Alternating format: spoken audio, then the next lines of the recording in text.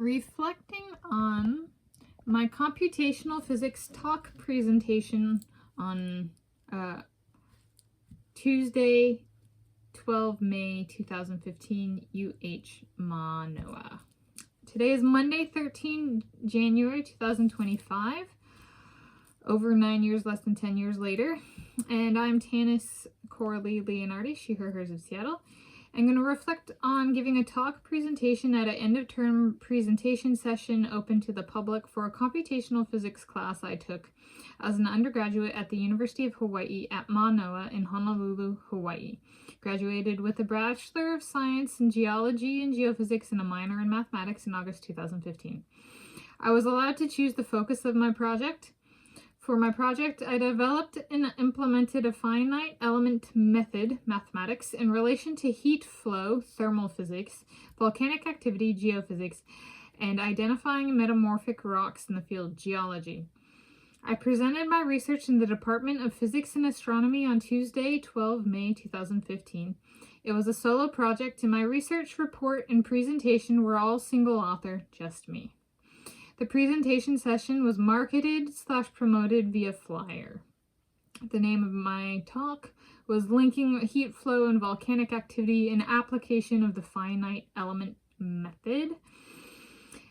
And it was in the Department of Physics and Astronomy.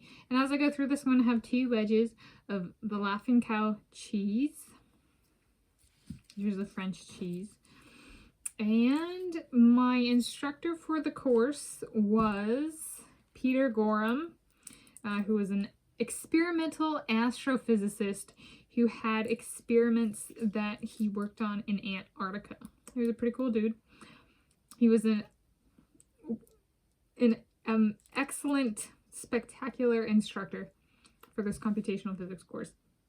And for the end, I don't know if I'm recalling correctly or not. I think we were allowed to do single, solo, or groups up to 3 people, like in the spirit of a Nobel Prize.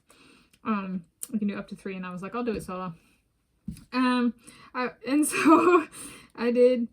I don't know if develop is the right word, but I think it was like I'd been taking I was minoring in mathematics, and so I was taking a kind of applied mathematics, computational mathematics class, quantitative numerical analysis class, and we covered finite element methods a little bit, or some of the base mathematics of how they work. And so I was like, I'm gonna do that.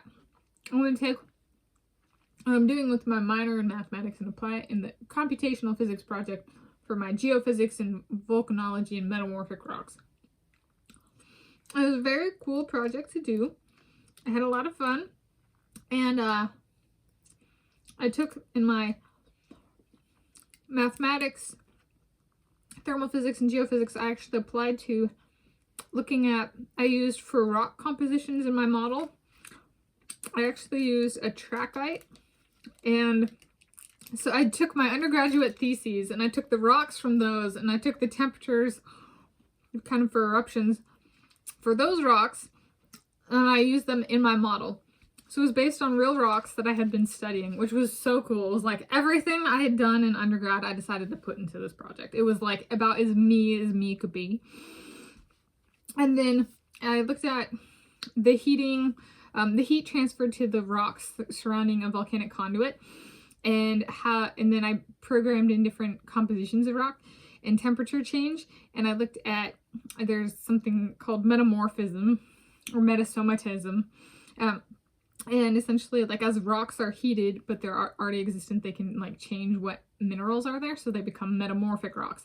So essentially, I developed this method that looked at the heat flow, heat transfer from this volcanic conduit to the surrounding rocks, and then I programmed it to look at the kind of thermal gradient and the output of the surrounding rocks to see, and mapped it to different metamorphic conditions to be what rock would we expect, how far out from this volcanic conduit. So if somebody went out into the field with their, hand lens and their Brunton compass and they're a geologist and they're out there trying to identify the different rocks, what metamorphic rock are they looking at?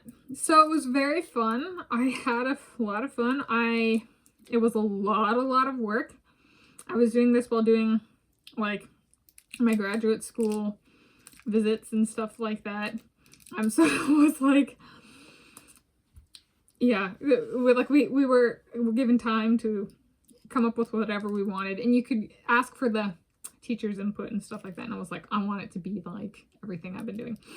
And so I made it so, and it was just me, but I got it done. And we had, I think, so that semester I was working in the Department of Physics and Astronomy as a grader. I think it was that semester I was working there. The guy I was working for, Sven Fazen, who was a particle physicist who worked on dark matter. But is that a particle? He was there. Their astrophysicist, Peter Gorham, the instructor, was there. There was a condensed matter physics professor in attendance. It wasn't just students who came. And so I presented, I think our time slots were 12 minutes,